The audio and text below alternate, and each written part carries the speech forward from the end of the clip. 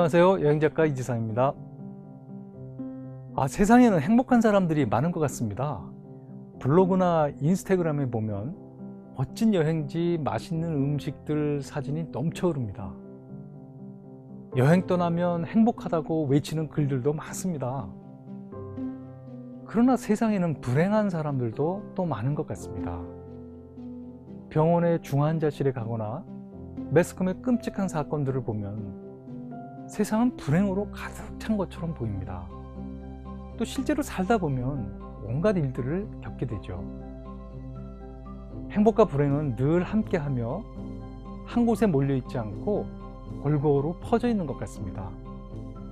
행복한 사람들도 알고 보면 가슴속에 불행의 그늘이 있고, 고통과 슬픔 속에 있는 사람들도 한때 행복한 추억이 있지 않을까요?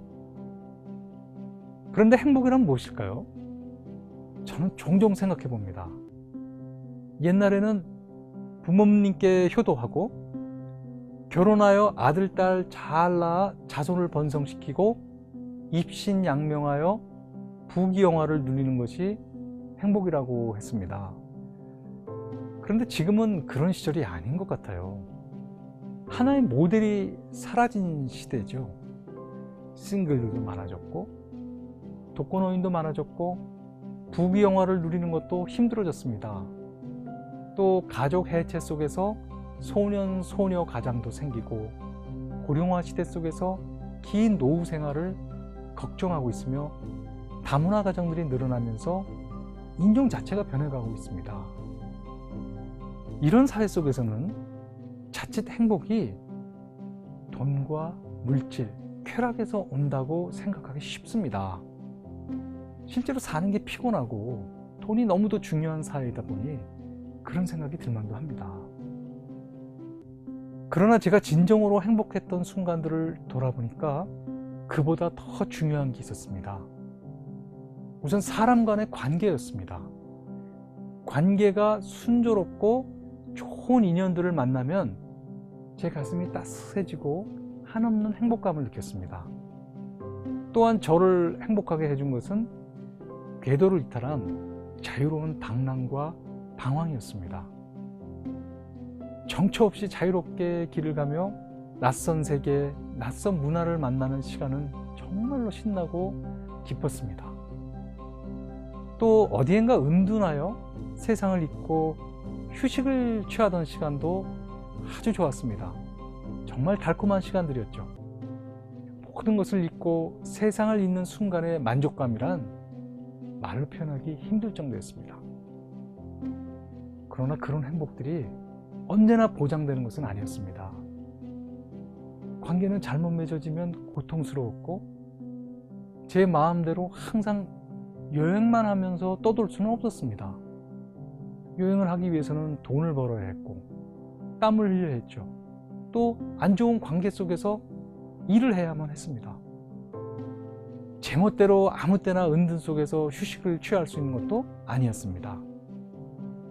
독일의 사회학자 게오르그 짐메릭이 이야기했듯이 인간은 이 세상에서 원래 이방인이고 방랑자이며 내일 어디론가 떠나지 않아도 오늘 여기서 살아가며 삶이라는 시간 속을 여행하고 있는 여행자라는 생각이 듭니다. 그렇게 여행자의 마음으로 주변의 것들을 바라보면 문득 모든 게 사랑스럽게 다가옵니다. 볼을 스치는 상쾌한 바람, 따스한 햇살, 선혁 하늘을 물들이는 노을, 피어나는 꽃봉오리, 푸른 나뭇잎, 후두둑 떨어지는 빗방울, 일상의 사소한 것들이 가슴을 설레게 합니다. 성급하게 돈과 권력과 명예 같은 것들을 추구하는 사람들에게는 이런 것은 하찮은 것들로 보이겠지만 천만에요. 이런 보잘것없어 보이는 것들 속에 우주의 신비가 들어있고 삶의 가장 중요한 에센스가 담겨져 있다고 저는 생각합니다. 그런데 이런 것은 마음을 낮추고 마음이 비워지고 차분해져야만 보입니다. 그러나 이런 소박한 행복감도 오래 지속되면 무뎌지고 흐릿해지죠. 현실의 거친 파도가 우리의 몸과 마음을 계속 치기 때문입니다. 그것이 되풀이되면 짜증도 나고 문득 삶이 허무하게 느껴지기도 합니다. 이때 저는 떠납니다.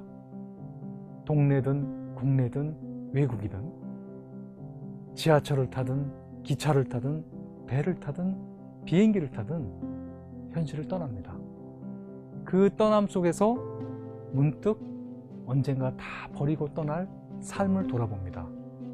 그리고 돌아와 오늘이 마지막인 것처럼 열심히 살아가기로 합니다. 여행이 만병통치약은 아닙니다. 여행을 많이 한다고 더 지혜로워지는 것도 아니고요. 글을 잘 쓴다고 행복해지는 것도 아닙니다. 여행의 기쁨도 되풀이되면 시들해지고 돈이 없으면 삶은 궁색해지며 멋진 글만 쓰면 삶이 오히려 공허해질 수도 있습니다. 그럼에도 불구하고 여행은 우리에게 다시 살아갈 힘을 주는 것은 분명합니다. 중요한 것은 여행하고 돌아온 후에 살아가는 일상의 노력과 운명을 사랑하는 태도 같습니다. 잘 살기 위해서는 부지런하게 노력도 해야겠지만 삶이 어디로 가든 다 받아들이겠다는 그런 빈 마음도 필요하다고 저는 생각합니다.